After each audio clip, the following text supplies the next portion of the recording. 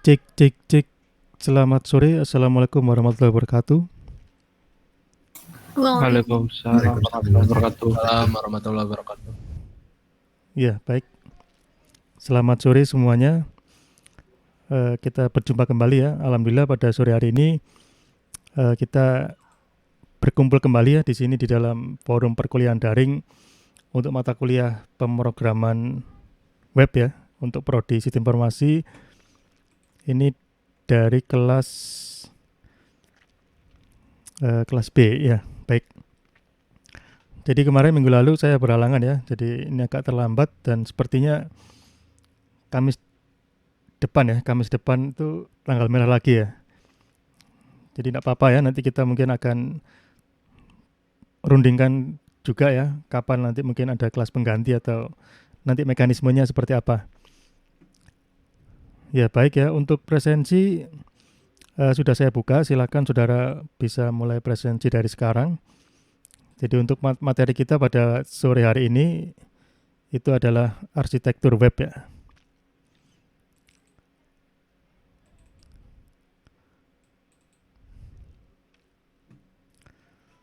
Jadi ini sambil saya rekam ya untuk kuliahnya, nanti kalau saudara ingin nonton lagi, biasanya mahasiswa ngeplay ulang ya dengan speed 1,5 ya untuk memantapkan pemahaman, biasanya seperti itu.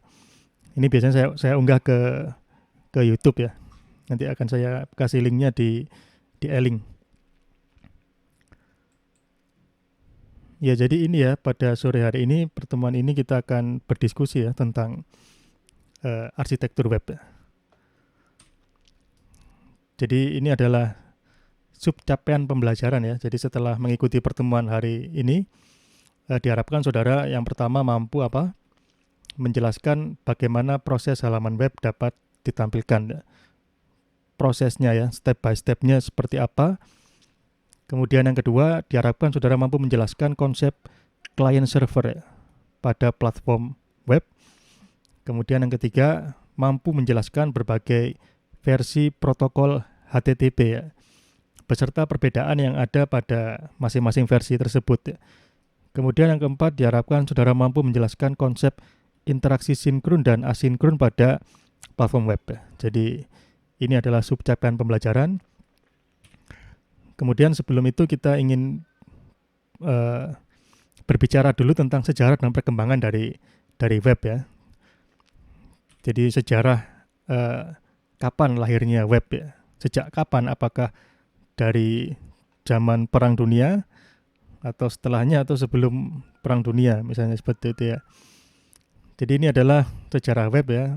Untuk usianya web ini mungkin sekitar 30 tahunan ya, karena dia lahir tahun 89 ya. Jadi sudah cukup lama ya. Teknologi yang sudah cukup lama dan mengalami perkembangan ya tentunya ya.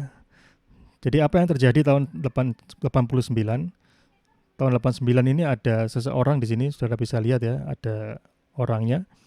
Ini siapa? Ini adalah Tim Berners-Lee ya. Siapa dia? Dia adalah seorang ilmuwan di CERN ya. CERN ini adalah lab kalau nggak salah CERN itu ada di Prancis ya, di Prancis. Jadi CERN ini sebuah laboratorium fisika ya, yang dia cukup terkenal. Dia meneliti proses kejadiannya alam semesta ya. Bagaimana alam semesta itu bisa lahir ya, itu dipelajari di CERN. Dia bisa mensimulasikan Big Bang gitu ya. Nah dia posisinya di Perancis ya. Jadi pada saat itu karena ini lab yang sudah mendunia dan posisinya di Perancis, ilmuwannya itu tidak hanya ada di Perancis saja, tapi mungkin ada di Amerika, ada yang dari Italia, ada yang dari Inggris, ada yang dari Jepang gitu ya. Tersebar ilmuwannya itu. Nah ilmuwan itu kan dia juga perlu berkomunikasi ya. Jadi mungkin yang di Amerika dia tidak harus terbang ke Perancis, yang Jepang nggak harus terbang ke Perancis ya. Bagaimana komunikasi bisa dilakukan secara remote, jarak jauh ya. Dan pada tahun 89 ini belum ada namanya WA ya, belum ada Line, belum ada medsos ya.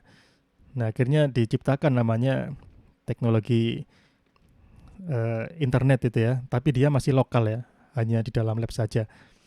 Nah, kemudian dari lab ini karena dia kebutuhannya meningkat, akhirnya di situ dikembangkan menjadi skala dunia ya, World Wide Web ya, atau dikenal dengan WWW, dan sampai sekarang kita masih menggunakannya. Jadi dia lahirnya dari suatu lab, kemudian digunakan secara mendunia. Nah, seperti apa mesinnya? Mesinnya seperti ini ya, ini adalah servernya ya. Server yang pertama kali digunakan untuk melayani WWW ya. Ini platformnya adalah platform Next namanya. Kemudian tampilannya seperti apa? Saudara bisa lihat di sini. Ini adalah tampilan dari web browser ya, web browser yang dibuat oleh Tim Berners-Lee. Tampilannya sederhana seperti ini ya. Sepertinya layarnya monokrom ya. Dan grafisnya masih sederhana, lebih banyak didominasi oleh teks ya. Jadi ini sejarah web tahun 89. Kemudian web mengalami perkembangan ya dari era ke era. Nah, di sini kita lihat ya, 89 itu posisinya di sini ya, 1989 ya. Jadi bertepatan dengan era PC ya. Era PC diawali tahun 80 ya. Era PC itu adalah era personal komputer ya. Komputer yang dimiliki oleh individu ya, bukan komputer yang dimiliki oleh kantor ya. Kalau zaman dulu komputer itu yang punya hanya kantor-kantor besar ya, hanya kantor, hanya laboratorium. Kalau orang masyarakat umum itu tidak punya komputer ya. Setelah atau sebelum eranya PC ya. Kemudian setelah ada era PC, baru orang bisa membeli komputer di toko-toko ya. Komputer ukurannya menjadi semakin kecil. Nah, tahun 89 ini lahirnya WWW, bertepatan dengan akhir dari PC era ya. Jadi komputer sudah menjadi mainstream ya, sudah menjadi milik orang banyak ya. Nah, jadi seperti ini. Kemudian setelah itu tahun 90 ya, 89 ke 90-an sampai ke 2000 ya. Sampai ke tahun 2000-an, ini adalah era yang disebut dengan web 1.0 ya. Era pertama dari teknologi web, ini dia cenderung sifatnya adalah read only ya. Jadi orang membuka halaman web itu seperti orang membaca koran ya. Seperti orang nonton TV, satu arah gitu ya. Jadi hanya membuka untuk membaca. Kemudian lahir web 2.0, ini tahun 2000 sampai 2010 ya. 2000-an sampai 2010-an. Nah, ini dia mengembangkan dari web 1.0 yang tadinya hanya read only, sekarang menjadi read and write ya. Jadi user dari web itu bukan sekedar pembaca pasif, tapi dia juga bisa ikut menuliskan konten ya. Jadi mulai dari memberikan komentar ya, kemudian memberikan menulis blog ya, blog. Kemudian ada social networking ya, ada social media sharing. Nah, ini dimungkinkan oleh teknologi web 2.0. Jadi dia sudah bisa melakukan write ya, jadi sebagai konten kreator ya. Tapi dia mungkin zaman dulu masih berbasis teks ya, belum seperti sekarang. Kalau sekarang sudah video ya, kalau dulu masih belum, hanya gambar dan tulisan ya. Jadi social networking yang zaman dulu itu ada namanya MySpace ya, kemudian ada Friendster, kemudian High Five ya, itu semuanya sepertinya sudah bangkrut ya. Kalau saya dulu waktu masih sekolah mainannya itu ya, Friendster gitu ya. Tapi semuanya sudah bangkrut ya, digantikan dengan yang sekarang itu ada Facebook, kemudian Twitter ya, Instagram ya, dan kemudian generasi berikutnya ada TikTok ya. Nah, itu perkembangan lebih lanjutnya.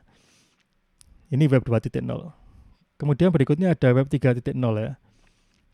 Web 3.0 ini sebenarnya saat ini ya, posisi kita saat ini tahun 2020-an itu kita masuk ke dalam web 3.0. Jadi tulisan di sini agak meleset ini ya prediksinya. Jadi web 3.0 yang saat ini, dia adalah suatu web yang menggunakan teknologi namanya blockchain ya. Sedangkan web 4.0 ini masih tanda tanya ya. Web 3.0 sendiri itu sebenarnya juga masih tanda tanya, konsep yang masih kontroversi ya, web 3.0. Kita lihat web 3.0 atau disebut dengan web 3 ini ya. Web 3 ya, atau web 3.0. atau Web3 dengan W kecil ya. Ini adalah suatu generasi terbaru dari teknologi web ya, atau iterasi terbaru dari WWW dengan basis utama itu adalah teknologi blockchain. Blockchain teknologi ini memiliki konsekuensi ya. Ketika kita menggunakan blockchain teknologi, konsekuensinya apa? Yang pertama adalah kita bisa melakukan desentralisasi. Ini adalah perubahan yang cukup radikal ya. Kalau kita tahu sekarang informasi itu dikuasai oleh pemain-pemain besar ya. Misalnya Google ya, Amazon, Facebook atau Meta itu ya. Itu kan dia menguasai sangat banyak informasi ya. Nah, dengan blockchain, informasi yang tadinya tersentralisasi itu diharapkan menjadi terdesentralisasi ya.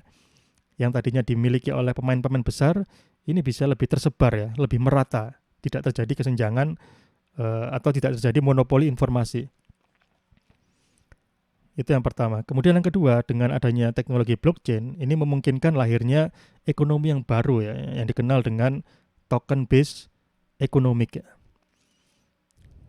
Jadi token ekonomik ini termasuk yang revolusioner ya, yang dia merombak ya, bagaimana internet ini bisa bekerja ya. Nah, teknologi-teknologi ini didukung juga dengan teknologi lain ya, misalnya multimedia yang memungkinkan teknologi virtual reality, metaverse ya.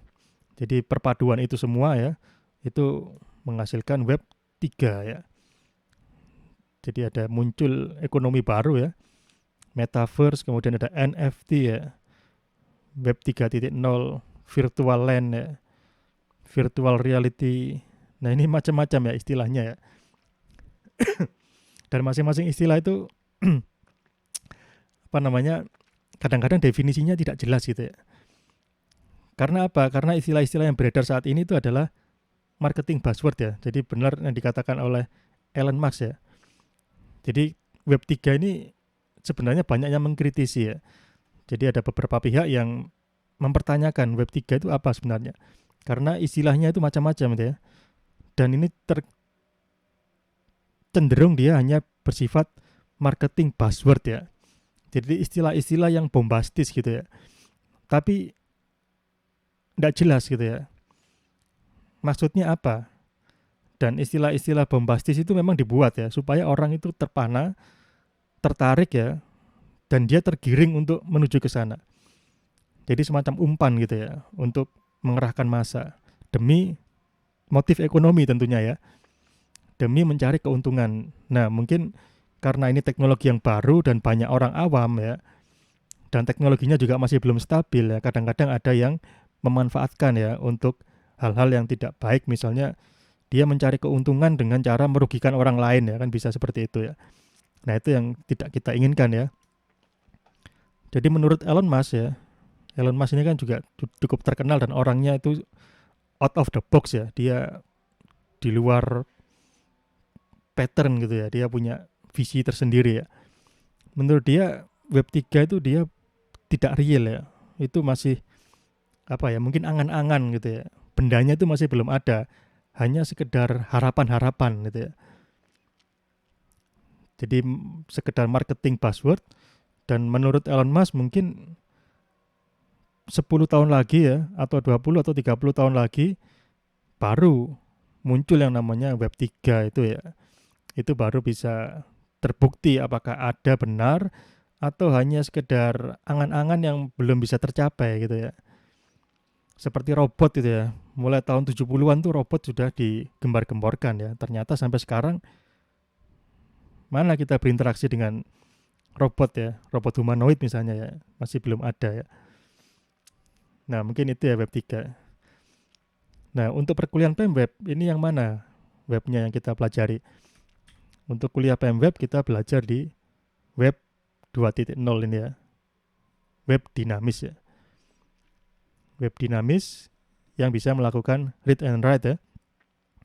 Bisa mengakses data dan bisa memanipulasi data yang tersimpan di database ya. Jadi kita fokusnya masih di generasi yang kedua gitu. Jadi ini sekilas saja tentang sejarah dari web ya. Sekarang kita masuk ke menu utama ya, yaitu Yang pertama tentang proses bagaimana halaman web ditampilkan ya. Jadi mungkin kita coba simulasikan di sini. Jadi ketika kita akan membuka halaman web ya, saudara kan yang pertama saudara lakukan adalah membuka web browser ya. Kita buka tab kosong, kemudian kita ketikkan URL-nya ya, misalnya filcom.ub.ac.id ya.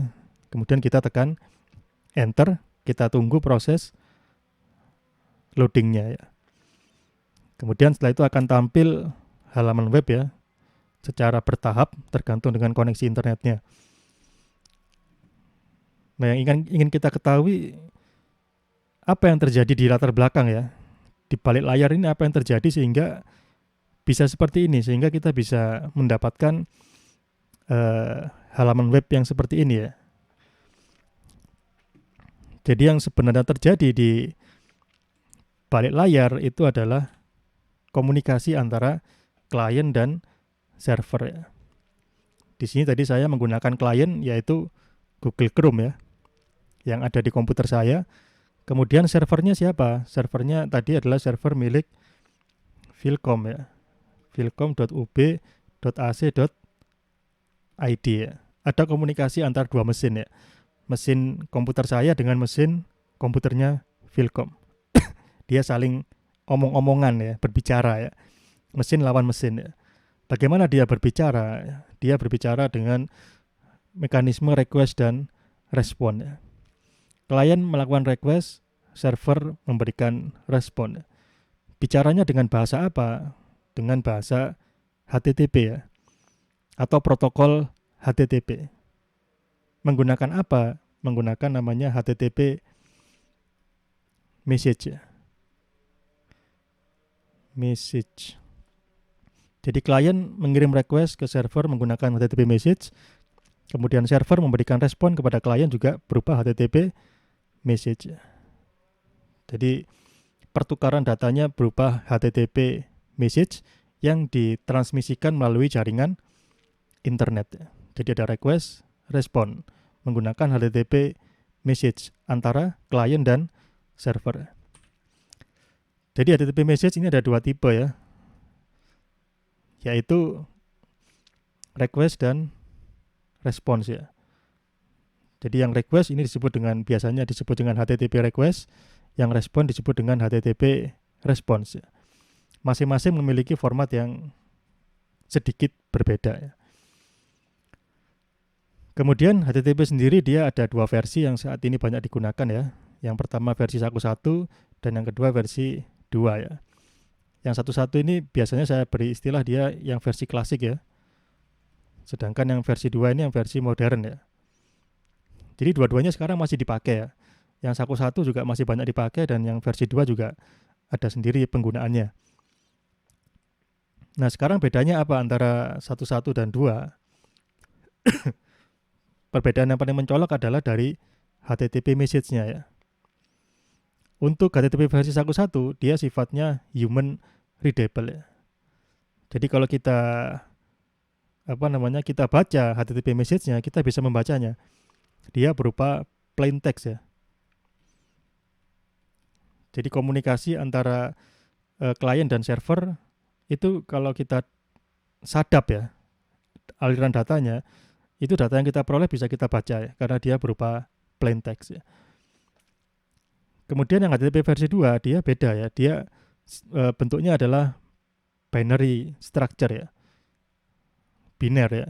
Jadi kalau kita sadap nggak bisa kita baca ya, karena dia nanti munculnya semacam karakter-karakter yang aneh gitu ya. Nah mungkin muncul pertanyaan ya, mengapa kok diubah ya yang tadinya plain text menjadi biner ya. Tujuannya yang pertama dia bisa dikirim dalam bentuk frame ya. Kemudian yang kedua ini adalah faktor optimization ya. Ini yang kedua. Yang utama ini ya, yang utama adalah optimization. Jadi bisa dilakukan kompresi ya pada headernya, dan yang satu lagi yang penting ini adalah kemampuan melakukan multiplexing ya. Jadi karena dia bentuknya frame, dia bisa dikompresi, bisa dilakukan multiplexing ya. Jadi HTTP 2 ini dia lebih ke performance ya, performance oriented ya. Jadi bagaimana nanti halaman webnya itu lebih responsif lagi ya, waktu loadnya menjadi lebih cepat, sehingga aplikasinya menjadi responsif dan user experience-nya menjadi lebih baik ya. Nah sekarang kita lihat ya, seperti apa HTTP message ya, baik itu request maupun respon ya. Jadi walaupun dia HTTP 1.1 maupun HTTP 2 sebenarnya sama ya. Ya seperti ini dia. Hanya saja ketika dikirim HTTP 1.1 dia bentuknya plain text, kalau HTTP 2 dia bentuknya binary ya. Jadi di sini ada dua, request dan respon ya. Ini yang request, ini yang response. Tadi dikatakan dia formatnya berbeda. Tapi kalau kita lihat di sini perbedaannya minor ya. Secara umum dia sama ya. Jadi untuk yang HTTP request, dia pertamanya adalah request line. Kalau HTTP respon, dia status line. Kemudian berikutnya diikuti oleh message header, sifatnya opsional. Yang respon juga sama, dia message header, sifatnya juga opsional.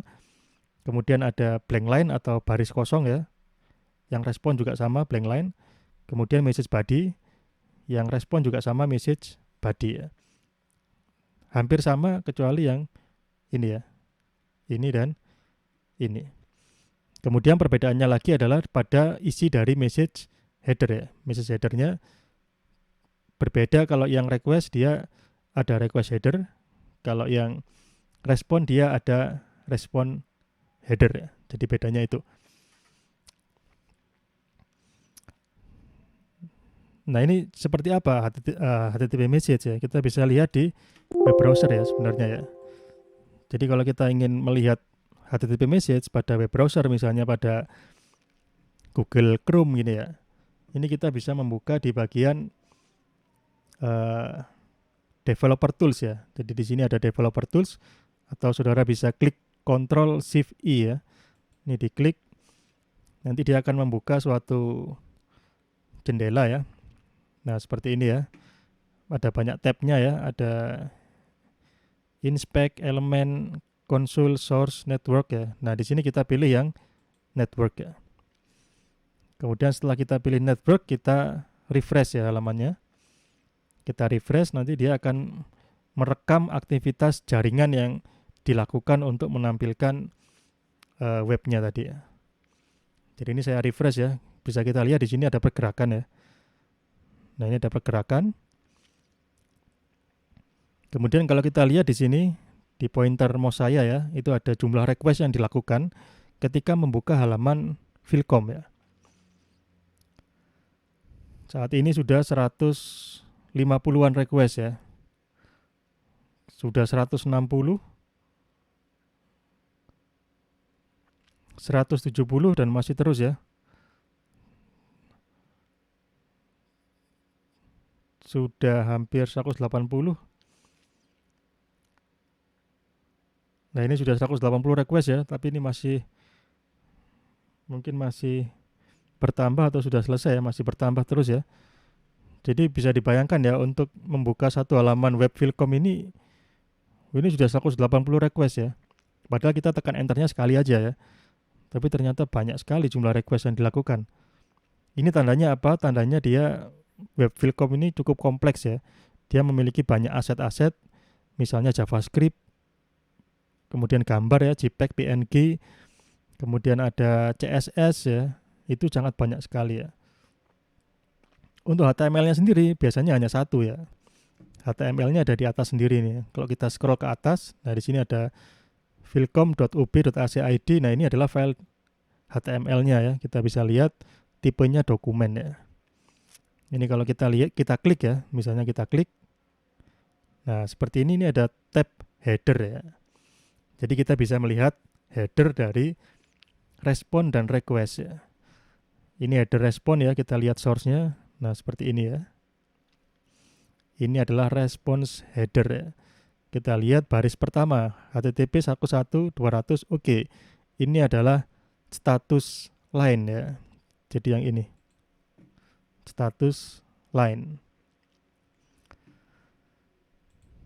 Kemudian berikutnya ada server Nginx, date, content type, content length, dan seterusnya sampai habis ya, sampai habis ini, sampai encoding. Ini adalah message header ya.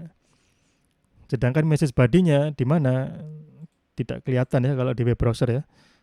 Jadi yang di web browser di sini hanya headernya saja ya. Untuk bodinya itu adalah file HTML-nya itu ya. Kemudian ini request header bisa kita lihat ya di sini, get garis miring HTTP 11 ya. Itu adalah request line ya. Kemudian diikuti oleh host, connection, dan seterusnya ya. Ini ada cache control ya, max age 0 ya. Nah di sini kita lihat itu adalah message header ya. Kemudian message body-nya juga nggak kelihatan karena di Google Chrome di sini tidak ditampilkan, dia hanya headernya saja. Jadi ini adalah komunikasi yang terjadi di balik layar ya. Jadi mengirimkan request, menerima respon ya dalam bentuk HTTP message.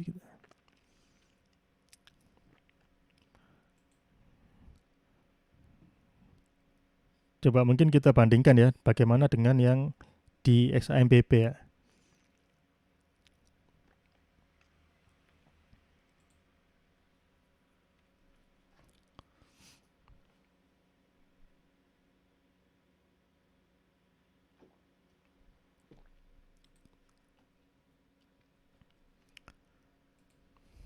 Jadi XAMPP kan juga ada halaman admin gitu ya.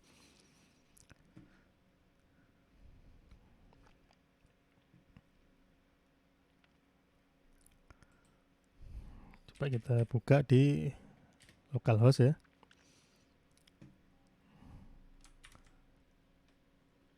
Jadi kita lihat ininya, apa headernya ya. Network, kemudian kita refresh ya. Nah, di sini ya. Jadi requestnya hanya 15 ya, jauh lebih sedikit dibandingkan dengan yang Vilcom ya. Vilcom hampir 190 tadi. Kita lihat di sini dia respon header. Nah, ini di sini HTTP 11304 not modified ya. Kalau yang Vilcom respon header HTTP 11200 OK. Beda kode ya. Ini 200 OK. Ini 304 not modified.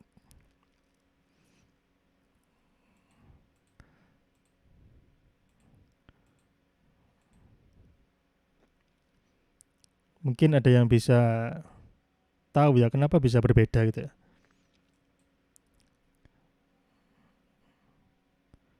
Kenapa yang Vilcom 200 OK ya.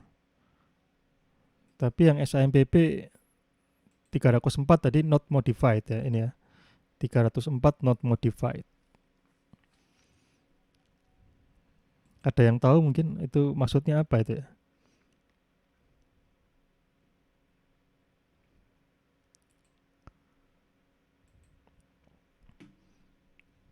Jadi setiap memberikan respon ya,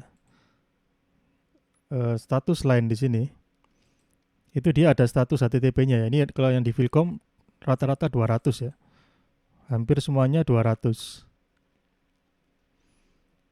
Yang tadi artinya adalah oke ya. Kemudian ada yang 204 ini ya.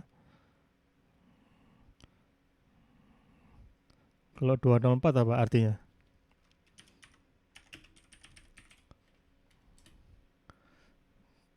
No content ya artinya ya. 204 no content. Jadi dia hanya mengirim headernya saja ya. Jadi yang Vilcom dia hanya itu aja ya, 200 dan 204. Tapi kalau yang SAMPP dia ada yang kepala 3 ya.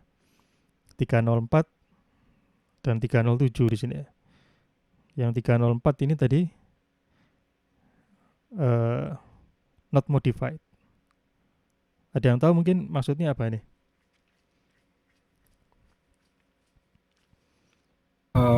Belum dimodifikasi Pak, semenjak permintaan terakhir. Belum dimodifikasi, ya? Ya intinya masih belum diapa-apain kayak gitu Pak. Iya, betul sekali ya. Konsekuensinya apa Mas kalau belum dimodifikasi?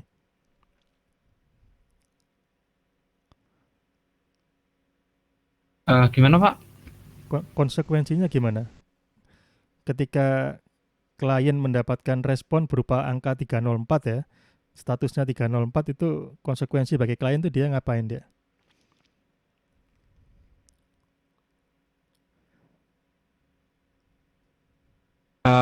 Kurang tahu Pak, lupa.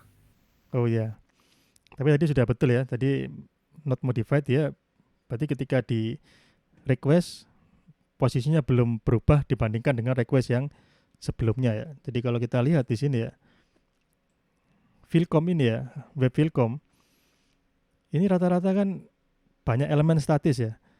Misalkan di bagian atas ini ya, UB official, webmail, dan bagian atas ini cenderung statis ya, tidak ada perubahan. Ini menu-menu ini, tab-tab ini juga cenderung statis ya, mungkin 1 tahun sekali baru diganti ya, ketika ada update desain ya. Kemudian di bawahnya di sini ada pengumuman ini mungkin agak 1 bulan sekali mungkin ya diupdate. Kemudian ini ada lagi e-link, Panupto, portal MPKM, lalu Filkom, informasi ini sampai dengan ini kan cenderung statis ya dari hari ke hari. Saudara buka ya seperti ini tampilannya. Kemudian ada lagi bagian yang dinamis ya, misalnya pengumuman ini. Ini mungkin dia beberapa hari sekali dia akan berubah ya, atau mungkin setiap hari akan berubah ya. Pengumuman, kemudian lowongan ini mungkin akan berubah ini ya. Berita ini bagian yang cenderung lebih dinamis ya.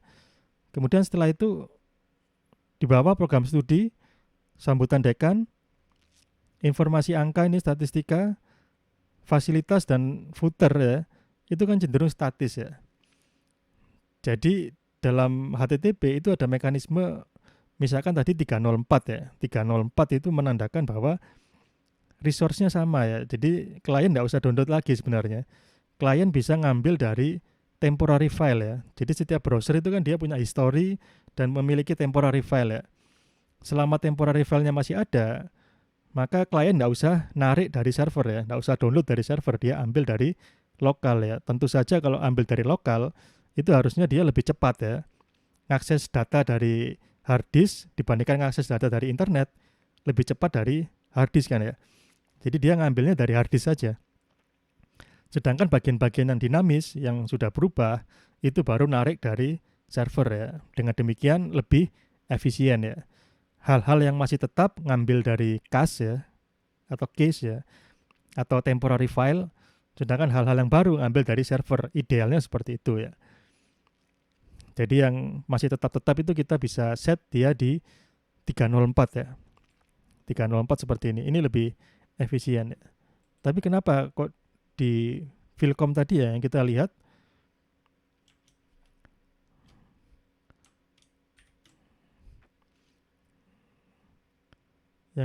di sini ya tadi ya, kok hilang ini ya. Kita refresh. Nah, kita lihat ya statusnya di sini 200 semua ya. Kenapa Filcom kok nggak bikin yang kepala 3 misalnya ya, sehingga klien nggak usah download lagi. Kalau gini kan saya download lagi di sini ya, dari awal ya, dan lambat sekali nih ya. Apalagi sambil buka Google Meet misalnya, trafiknya jadi tinggi, akhirnya prosesnya ini termasuk boros ya. Nah, kita lihat di sini Filcom ternyata developernya memutuskan bahwa ya semuanya di 200 kan aja. Mungkin ada yang bisa menebak atau mungkin bisa tahu kira-kira argumennya apa ya, kenapa Filcom kok seperti ini. Yang ini harusnya kan tetap semua ini ya, asetnya ini ya. Harusnya tetap semua, harusnya nggak pakai 200, harusnya bisa pakai 304 atau yang lain. Mungkin ada yang bisa memberikan alasan atau mengira-kira ya. Kalau saya sendiri juga nggak tahu ya alasannya apa, karena saya bukan developernya di Filcom ya. Tapi kita bisa eh, menerka ya. Mungkin ada yang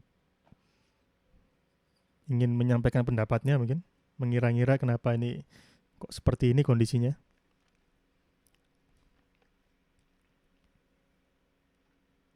Eh, mungkin apabila temporal rival itu kan biasanya ada data yang tersimpan. Jadi mudah mungkin diserang atau diinjek semacam virus, Pak. Oh Ketika iya, pakai yang 200 ini kan kayak datanya tidak ada yang tersimpan. Mungkin saja seperti itu, Pak. oh iya. Jadi karena menyimpan data di lokal berpotensi berupa malware gitu ya, membahayakan dari sisi apa security gitu Mas ya. Ya Iya, bisa Pak. bisa jadi ya, bisa. Iya.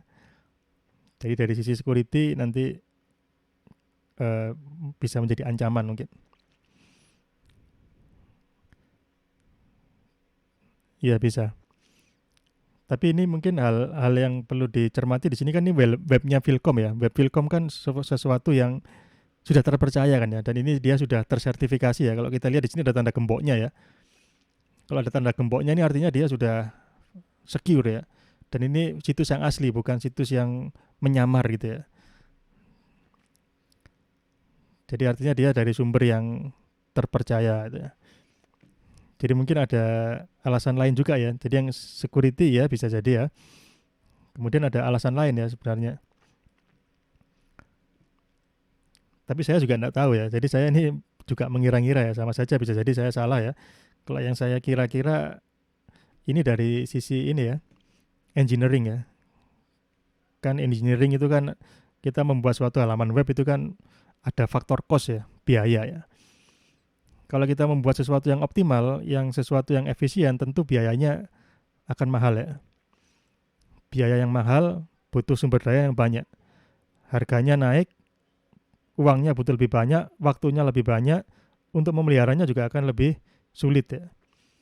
Jadi daripada kita harus melakukan fine tuning ya untuk mendapatkan performa yang terbaik ya, di mana biayanya mungkin akan naik 2 kali lipat, tapi kinerjanya mungkin hanya naik 10% mungkin ya. Karena sekarang internet sudah menjelang 5G ya, di mana mungkin 200 request ini bukan permasalahan yang besar ya.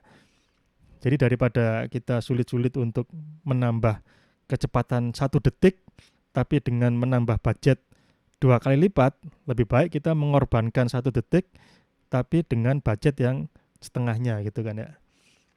Kalau kita bikin pukul rata ini lebih mudah ya, daripada kita bikin yang ideal misalnya gitu kan ya. Tapi peningkatannya tidak sebanding dengan cost-nya atau biayanya. Mungkin itu ya yang saya duga ya. Ini lebih lebih ke arah situ ya. Ya jadi itu kita kembali lagi di sini ya. Kalau kita cermati di sini ada format ya, format dari HTTP header ya, di mana ini pasti dulu sudah dirancang ya oleh desainernya HTTP. Nah mungkin di sini ada yang mencolok ya, yaitu adanya blank line ya. Jadi blank line ini fungsinya apa ini ya? Mungkin saudara bisa menganalisis ya. Pasti dulu desainer dari HTTP message itu nggak sembarangan dia bikin format yang seperti ini ya. Karena format ini akan digunakan sebagai protokol ya. Protokol itu untuk berkomunikasi antar mesin lawan mesin ya. Kita di sini kuliah juga menggunakan protokol dalam berkomunikasi ya. Protokol bahasa Indonesia ya. Ketika saya bilang ayam, yang ada di pikiran saudara pasti ayam ya, yang seperti itu, bukan matahari misalnya ya, karena kita sudah sepakat bahwa ayam itu yang ini dan matahari yang itu ya. Sama dengan protokol ya, dengan bentuk message yang seperti ini, dengan mengikuti aturan seperti ini, dia bisa komunikasi dia. Nah, di sini ada yang mencolok yaitu blank line ya. Kira-kira apa ini? Blank line ini fungsinya buat apa? Kalau dia dihilangkan mungkin apa yang akan terjadi mungkin? Barangkali ada yang bisa tahu jawabannya atau mungkin menebak bagaimana fungsi dari blank line itu.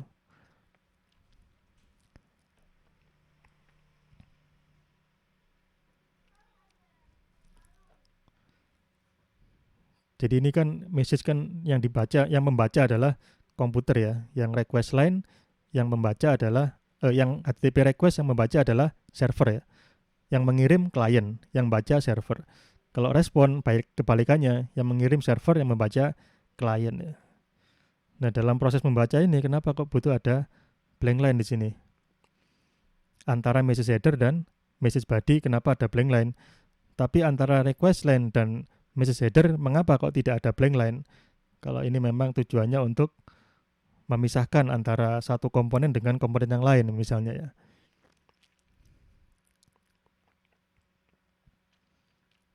Kira-kira apa?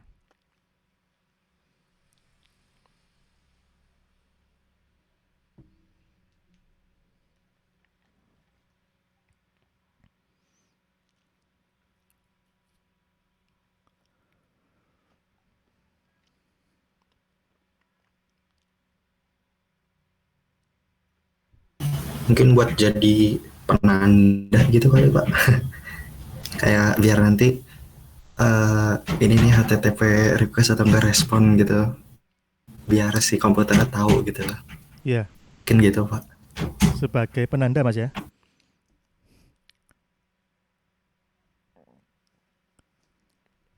Iya Pak, sebagai penanda. Sebagai penanda, ya betul sekali ya, sebagai penanda.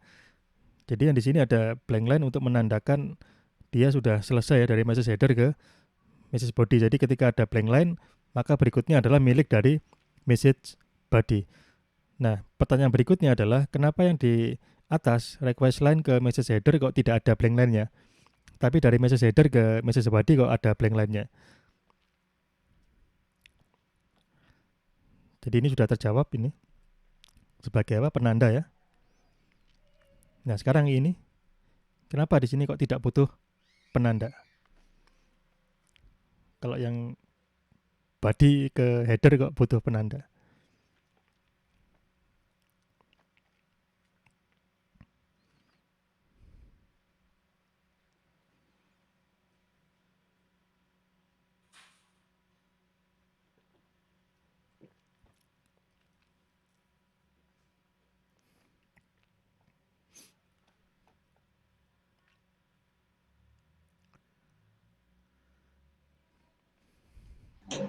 Izin menjawab Pak. Ya Mas, silakan Mas. Mungkin karena sudah jelas begitu Pak, kalau menurut saya. Harusnya Karena begitu. request line dan status line ini kan hanya berupa baris, seperti namanya line. Jadi setelah baris itu sudah pasti headers begitu Pak, menurut saya. Iya, iya betul sekali Mas ya. Jawabannya sangat tepat. Jadi karena bisa dipastikan request line ya dan status line itu hanya satu baris ya. Hanya satu baris jadi otomatis pasti berikutnya itu milik dari message header atau blank line ya. Seandainya dia ada tag, ada isi berarti dia message header. Kalau dia ngeblank berarti setelah itu message body. Jadi tidak ada ambiguitas lagi ya. Ini tidak perlu dikasih blank line karena tidak mungkin ambigu ya.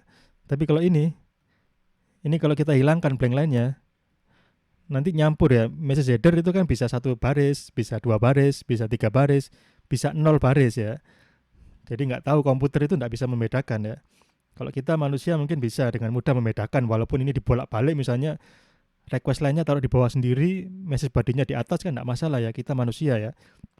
Misalkan saudara kirim barang ya, pakai GoSend atau pakai apa, pos gitu ya. Saudara nulis alamat dulu kemudian bawahnya nama penerima atau dibalik nama penerima dulu baru alamat kan nggak masalah ya. Tapi kalau komputer dibalik error dia kan ya. Jadi dia blank line ini untuk mencegah ambiguitas antara message header dan message body.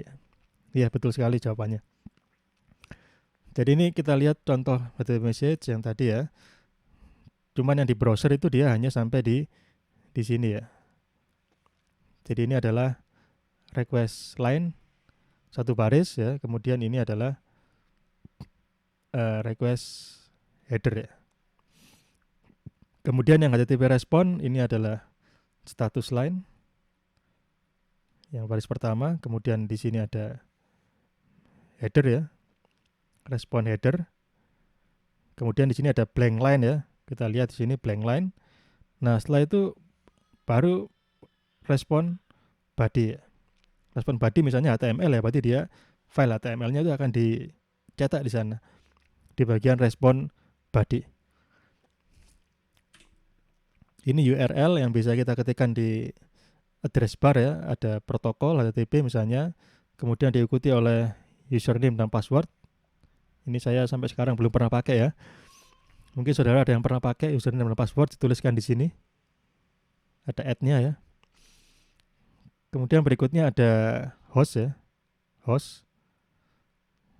Ini host. Kemudian diikuti oleh port ya. 80 misalnya. Nah, ini kenapa kita jarang menuliskan port? Karena sebagian besar server HTTP itu sudah di-set di default 80 ya. Kalau dia servernya listening di port 80, maka kita tidak perlu menuliskan 80 ya. Tapi kalau di set di port lain, berarti kita harus wajib menuliskan portnya. Kemudian berikutnya ada path ya. Path, ini garis miring ya, path.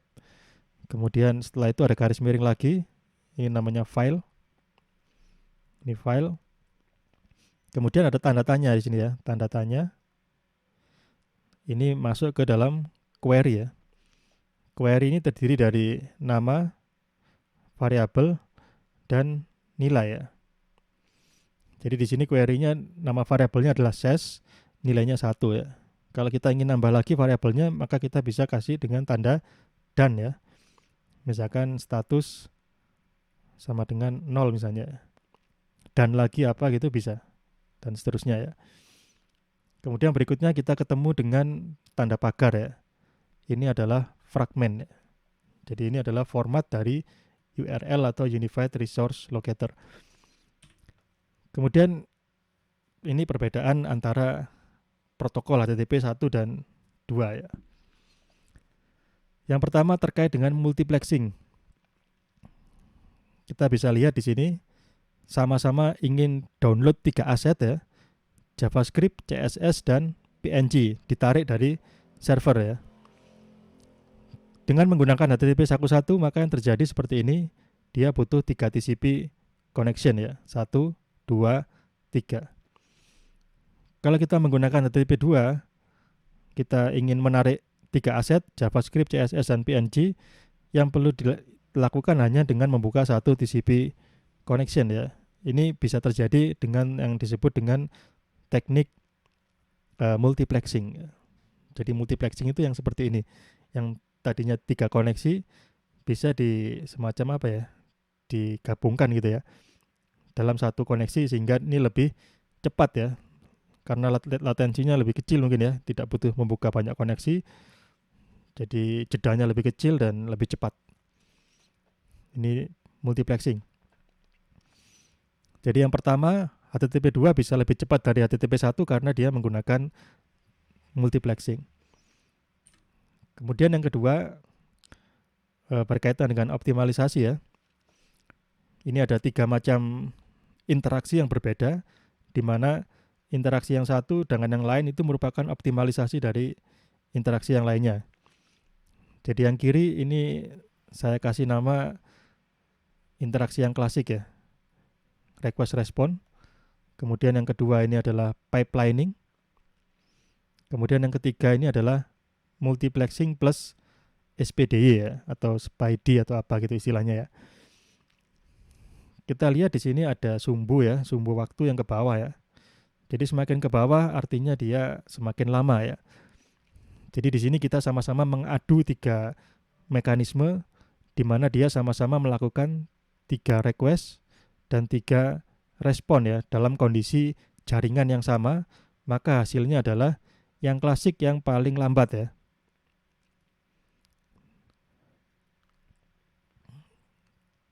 Kemudian diikuti oleh yang pipelining lebih cepat. Kemudian di sini yang paling cepat adalah yang menggunakan multiplexing plus SPDY.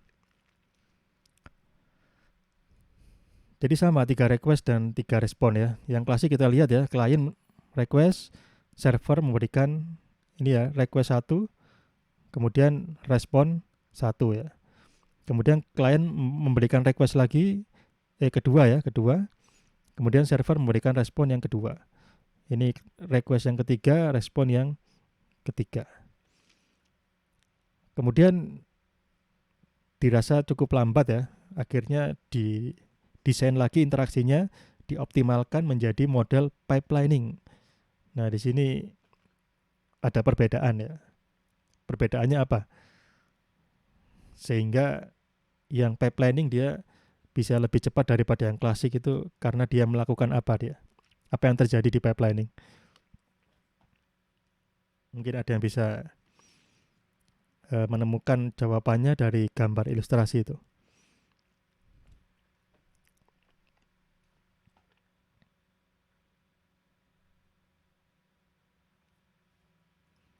Requestnya nggak nunggu setiap dikasih respon Pak, jadi langsung mungkin tiga-tiganya itu langsung kita ngasih request gitu loh. Kalau yang di klasik kan dia minta request, ngasih respon, baru minta lagi gitu Pak. Iya, betul sekali Mas.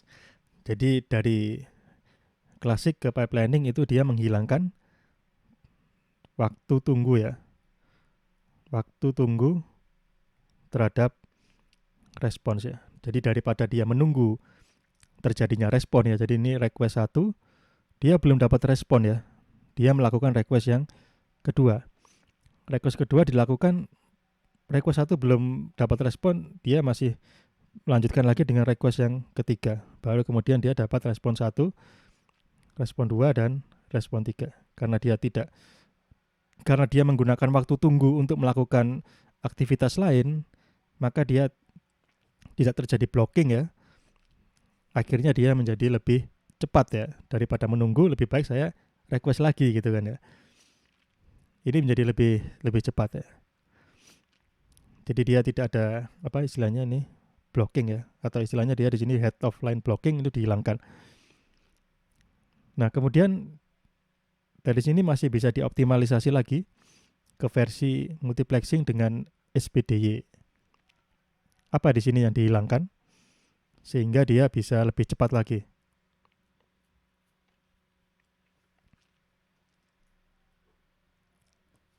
Silakan, mungkin ada yang bisa mengidentifikasi ya.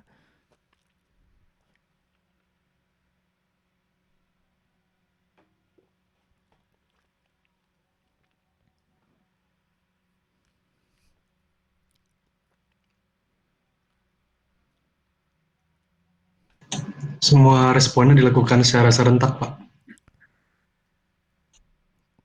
Dilakukan serentak di mananya Mas? Serentaknya ya? Maksud saya tanpa menunggu servernya gitu, Pak. Lebih cepat lagi dari yang sebelumnya. Responnya tidak menunggu. Gimana? Kalau yang sebelumnya apakah responnya menunggu ya? Oh, tunggu.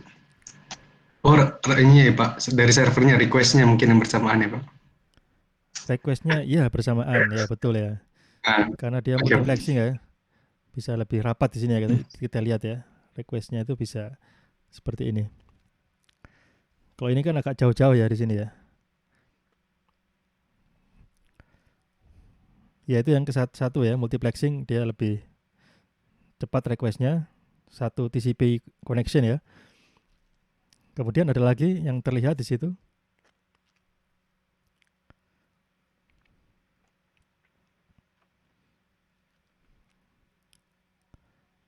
Kalau kita lihat yang agak ruwet, agak berbeda signifikan itu ada di bagian respon ya. Kalau yang lainnya kan yang sebelah kiri yang klasik dan yang pipelining kan semacam lebih rapi ya. Kalau yang multiplexing dan SPID itu kan dia lebih ruwet kayak acak-acakan gitu ya. Khususnya di bagian respon ya.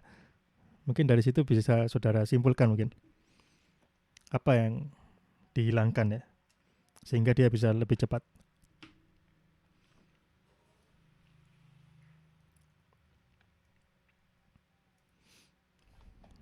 Jadi ini request 1 ya, request 2, request 3, kemudian ini respon 2 ya, ini respon 3, ini respon 1 ya. Nah dari situ apa yang bisa disimpulkan ya?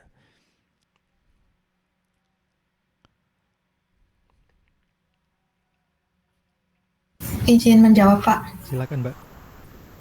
Dari diagram tersebut saya tebaknya itu yang dihilangkan itu adalah urutan dari respon. Jadi sekarang sudah tidak peduli lagi respon mana yang, maksudnya harus respon 1 dulu baru 2 baru 3, tapi Iya. bisa diacak. Ya, tepat sekali, Mbak. Jawabannya sudah sangat tepat ya. Jadi di sini kita menghilangkan urutan ya. Urutan pada respon ya. Jadi request-nya boleh 1, 2, 3 ya, tapi responnya tidak dijamin bahwa responnya akan 1, 2, 3. Nah, ini yang disebut dengan interaksi asinkron ya. Asinkron ini dia berarti tanpa urutan ya. Jadi tanpa urutan. Tidak ada jaminan urutan ya. Dia dikatakan asinkron. Sama seperti WA itu ya. WA itu kan komunikasi asinkron ya. Belum tentu yang ngechat pertama itu yang saudara balas duluan ya. Jadi yang ngechat pertama baru dibalas besok ya. Tapi ada yang ngechat belakangan ya langsung dibalas itu. Itu asinkron ya. Jadi tidak ada jaminan urutan. Bisa jadi sekarang requestnya 1, 2, 3, responnya 2, 3, 1 ya. Kemudian bisa jadi ketika kita refresh, kita lakukan lagi, urutannya bukan 2, 3, 1 lagi, tapi jadi 3, 2, 1 atau yang lainnya. Jadi tidak ada jaminan ya. Itu asinkron ya. Tapi kalau yang seperti ini ya, 1, 2, 3, kemudian ini 1, 2, 3, urutannya sama, ini disebut dengan interaksi yang sinkron ya. Jadi urutannya terjamin ya. Ada urutan yang terjamin. Yang ini juga sinkron juga ini ya. Ini juga sinkron karena urutannya terjamin gitu. Jadi intinya asinkron dia menghilangkan urutan ya. Dengan menghilangkan urutan, waktu tunggunya juga bisa dipangkas karena mungkin ada satu request yang butuh waktu yang lama ya. Ada juga request yang butuh yang cepat ya. Sehingga yang cepat itu bisa tetap terselesaikan dengan cepat. Nggak harus menunggu yang lama. Itu asinkron. Kemudian ada lagi satu lagi di sini adalah push dan pull ya. Kita lihat di sini kata kuncinya yang ada no push, ada yang push. Yang kiri ini yang versi klasik ya. Ini yang klasik. Ini dengan menggunakan pull ya. Pull lawan dari push ya. Menarik ya, ditarik. Jadi tadi di sini interaksi client server kan kita sudah tahu ya, interaksinya adalah request respon ya. Jadi yang pertama klien mengirimkan request ya. Ini kita bisa analogikan seperti orang mancing ya. Kita lempar kail pancing, setelah itu dapat ikan kita tarik. Jadi kita menarik itu disebut dengan pull ya. Jadi kita lempar dulu kemudian kita tarik. Jadi request kemudian kita tarik responnya gitu.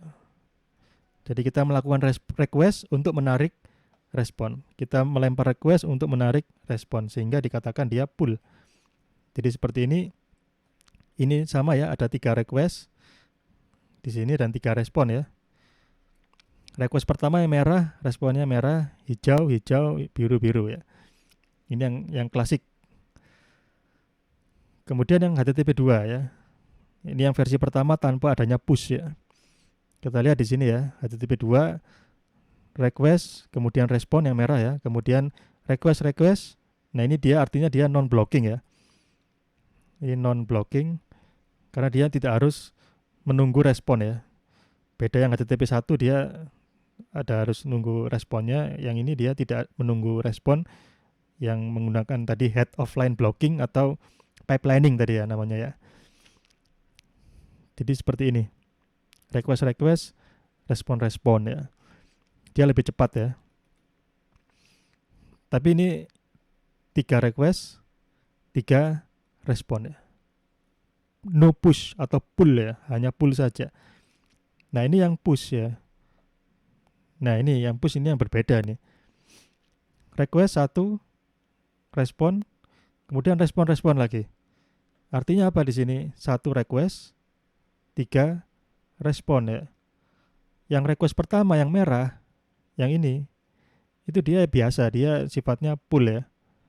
Kita request, kita dapatkan respon. Kita minta HTML, kita mendapatkan HTML. Itu sudah sewajarnya ya.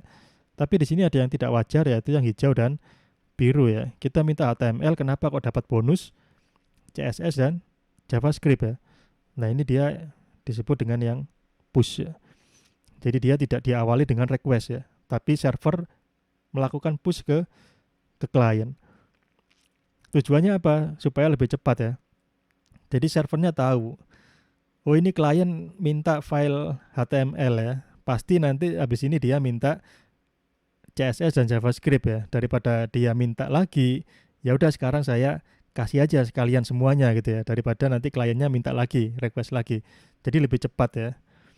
Jadi servernya sudah tahu, dia bisa memprediksi bahwa request berikutnya itu pasti minta CSS dan JavaScript, sehingga sebelum request terjadi, dia sudah langsung ngasihkan responnya melalui mekanisme push ya.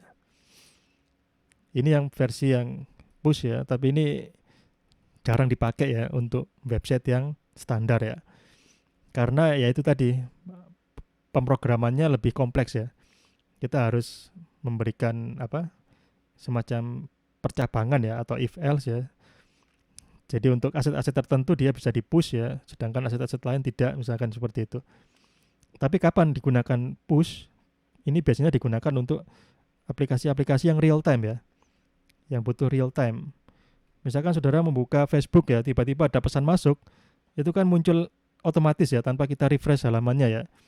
Itu biasanya menggunakan push ya. Jadi notif, misalkan ada yang nge-like foto, ada follower yang nambah misalnya gitu ya, yang menggunakan web tapi ya, ini biasanya digunakan notifikasi ya. Untuk bagian notifikasi di web itu biasanya pakai push. Kemudian ada lagi yang chat ya, fitur chatting itu juga harusnya real time. Nggak mungkin kita ngechat kemudian kita refresh terus sambil menunggu adanya balasan ya. Itu tidak efisien ya. Jadi kita menggunakan push untuk chatting misalnya ya. Jadi untuk hal-hal yang sifatnya real time, notifikasi, chatting itu biasanya menggunakan push. Tapi yang lain-lain misalkan berita, kemudian pengumuman yang mungkin frekuensinya mungkin 1 hari sekali atau 2 hari sekali, itu nggak perlu kita pakai push. Justru akan merepotkan ya. Itu ya. Jadi itu ya untuk HTTP. Sekarang kita bahas tentang teknologinya. Teknologi web ada 2, yaitu client dan server ya. Untuk yang client ada 2 macam, yaitu open web dan proprietary. Yang open web ini yang berlaku umum ya, artinya semua web browser modern itu pasti mendukung ya, entah itu Safari, Chrome, Firefox atau yang lain pasti bisa ya.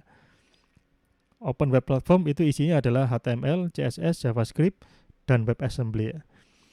Sedangkan yang proprietary ini biasanya dia berupa plugin ya. Plugins, jadi biasanya kalau kita mau menggunakannya kita harus install dulu pluginnya ya. Jadi ini contohnya adalah Java Applet, Adobe Flash ya, Microsoft Silverlight atau yang lain ya. Ini teknologi sudah lama dan mungkin sudah punah ya. Mungkin sekarang sudah tidak ada lagi ini mungkin. Ini saya juga tidak mengikuti perkembangannya yang proprietary.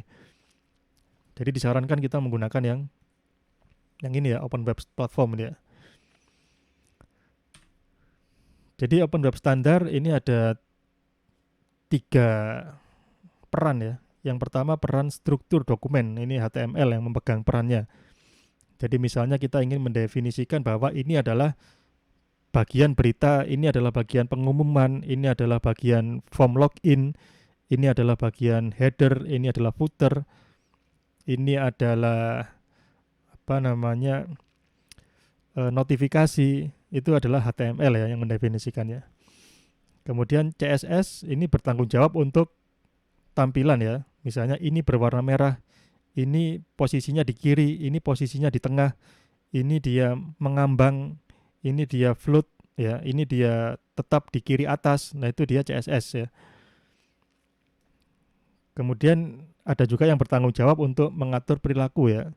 Misalnya jika ini diklik maka akan tampil apa gitu ya. Diklik bisa di drag and drop. Nah, itu pakai JavaScript. Atau yang agak berat bisa menggunakan WebAssembly ya. Itu berkaitan dengan perilaku dokumen. Kemudian untuk yang di sisi server ya, atau web servernya, ini ada macam-macam, ada CGI, server extension, application server, dan cloud ya. Jadi yang pertama adalah CGI, ini teknologi yang sudah cukup lama ya. Seperti apa CGI? Prinsipnya, misalkan kemarin kita install XAMPP ya, di dalamnya ada Apache, Kemudian di dalamnya juga ada PHP ya. Nah, bagaimana Apache bisa berkomunikasi dengan PHP? Ini bisa dilewatkan dengan CGI ya. Nanti dia akan menjembatani antara Apache dan PHP. Nah, kelemahannya apa? Kelemahannya adalah jauh ya aksesnya ya. Apache mau ke PHP dia harus lewat CGI, sehingga ini cenderung lambat ya. Jadi prinsipnya seperti itu, lambat. Sehingga muncul teknologi baru namanya FCGI ya. F-nya ini adalah fast. Sehingga dia bisa lebih cepat. Ini yang teknik CGI, kemudian ada lagi yang namanya Web Server Extension. Ini dia kalau kita ilustrasikan ya, prinsipnya di sini ada Apache ya.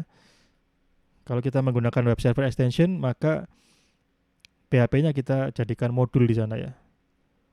Jadi PHP-nya sebagai extension dari suatu server. Kita lihat di sini perjalanannya dekat ya antara Apache dan PHP, dia bisa berkomunikasi dengan jarak yang lebih dekat, otomatis dia lebih cepat ya. Dibandingkan dengan yang tadi CGI ya, agak jauh dia. Nah, ini ilustrasi saja ya. Jadi ini web server extension ya. Kalau kita menginstall XAMPP, itu kemungkinan menggunakan ini ya. Bisa kita lihat di dalam file konfigurasinya httpd.conf. Kalau dia di sana ada tulisannya mod PHP, maka itu kemungkinan dia berupa web server extension. Kemudian ada lagi yang namanya application server ya. Jadi khususnya di program studi sistem informasi ya, itu kan biasanya berurusan dengan enterprise system ya. Jadi biasanya application server memang digunakan di skala enterprise, misalnya ada di bank misalnya ya, atau di telekomunikasi ya. Nah, pada umumnya bank ya, bank itu kan dia sudah beroperasi dari puluhan tahun yang lalu ya. Jadi misalnya di sini tahun 90, misalnya Bank A misalnya ya. Bank A tahun 1990 dia beli komputer ya. Namanya IBM AS400. Ini banyak digunakan ya zaman dulu. IBM AS400 dibeli tahun 90 dengan harga yang cukup mahal pastinya ya. Kemudian sekarang sudah tahun 2020 ya. Sekarang tahun 2020, di mana pelayanan bank tahun 90 dan 2020 tentu berbeda ya. Tahun 90 mungkin orang masih harus pergi ke cabang ya untuk bertransaksi. Kalau sekarang tinggal buka HP atau buka internet ya, bisa m-banking, bisa e-banking ya, bisa menggunakan dompet digital dan lain-lain. Nah, tentu saja untuk komputer tahun 90-an tidak bisa kita paksa dia untuk memberikan layanan yang kekinian ya. Nah, bagi bank ada dua pilihan ya, apakah dia harus upgrade total, yang lama dibuang, diganti dengan sistem baru, tapi itu konsekuensinya itu lebih mahal dan mungkin lebih berisiko ya, karena sistem yang lama itu sudah teruji handal ya, dari sisi security lebih aman, lebih stabil ya, daripada sistem yang baru ya. Jadi dari risiko-risiko yang ada itu akhirnya biasanya menggunakan application server, di mana dia memungkinkan adanya sistem yang berdampingan ya, legacy system yang lama ya, peninggalan ya, sistem yang sudah lama tapi masih jalan, itu disandingkan dengan sistem yang modern ya, dengan menggunakan application server. Jadi ketika ada m-banking misalnya, m-banking ya dia dijadikan dideploy di application server. Ada e-banking masuk ke dalam application server. Nanti ketika ada transaksi m-banking diproses di application server, kemudian hasil saldonya dan lain-lain nanti baru diteruskan ke legacy system misalkan AS400 misalnya. Jadi ini adalah arsitektur application server ya, biasanya ada di enterprise. Kemudian ada lagi tadi cloud ya. Cloud ini yang modern ya. Salah satu sifatnya elastik ya. Artinya dia bisa lentur ya, kekuatannya lentur ya. Jadi misalnya kadang-kadang server itu kan sibuk ya, kadang-kadang dia tidak sibuk. Misalkan servernya Philcom atau Eling ya, ketika hari-hari biasa gini kan mungkin penggunanya sedikit ya, mungkin 40 orang gitu ya. Tapi ketika ujian atau KRS-an itu biasanya diserbu ya. Diserbu mahasiswa menggunakan secara bersamaan, otomatis bebannya akan meningkat ya. Nah, dengan adanya cloud, maka dia bisa elastik ya. Ketika penggunanya sedikit, dia mungkin yang nyala hanya satu server ya. Hari-hari biasa ini satu server yang aktif ya. Tapi ketika KRS atau ketika ujian, itu servernya yang hidup menjadi 10 server misalnya. Dan itu berjalan secara otomatis ya. Nah, ini salah satu fitur dari cloud ya. Lebih mudah dalam mengelola kapasitas ya. Ya, jadi mungkin itu ya sekilas tentang teknologi. Jadi intinya dalam perkuliahan ini ya, kita refleksi lagi ya. Dari awal tadi kita berdiskusi dan saya menjelaskan, saudara kira-kira bisa jawab enggak ini? Yang pertama, bagaimana proses halaman web dapat ditampilkan ya. Tadi sudah kita bahas. Kemudian yang kedua, bagaimana konsep client server pada platform web ya. Tadi klien melakukan request, server memberikan respon, dan bagaimana isinya gitu ya. Kemudian versi protokol HTTP, tadi ada versi yang 1.1 dan versi 2, kemudian dia memiliki perbedaan ya. Apakah saudara masih ingat? Kemudian yang terakhir ini konsep interaksi sinkron dan asinkron yang tadi kita lihat dari diagram itu ya. Nah, bagaimana dia bisa berbeda dan kelebihannya apa ya, dan mungkin kekurangannya apa mungkin gitu. Itu bisa saudara simpulkan ya. Kalau saudara masih ingat itu semua, artinya saudara sudah mencapai capaian pembelajaran di pertemuan sore hari ini. Mungkin itu ya. Silahkan bila ada yang ingin disampaikan atau ditanyakan.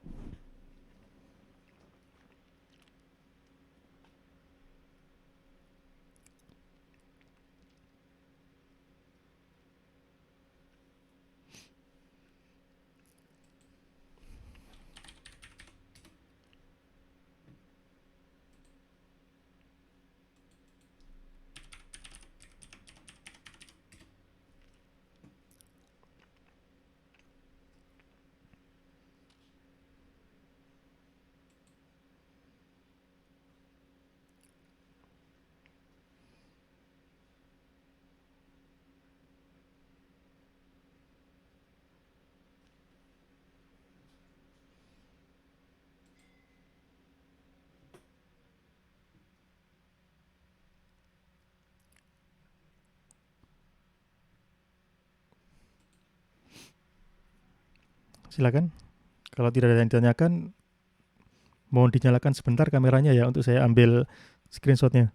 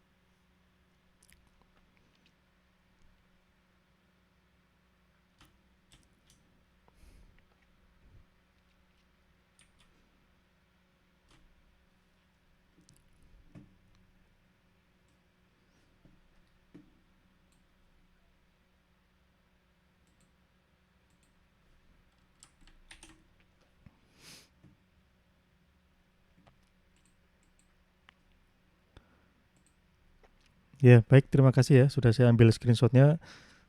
Jadi mungkin itu saja ya untuk pada pertemuan kita sore hari ini. Terima kasih atas kehadiran dan partisipasinya. Semoga kita semua diberikan kesehatan. Selamat sore. Wassalamualaikum warahmatullahi wabarakatuh. Waalaikumsalam warahmatullahi wabarakatuh. Terima kasih, Pak. Terima kasih, Pak. Ya, sama-sama.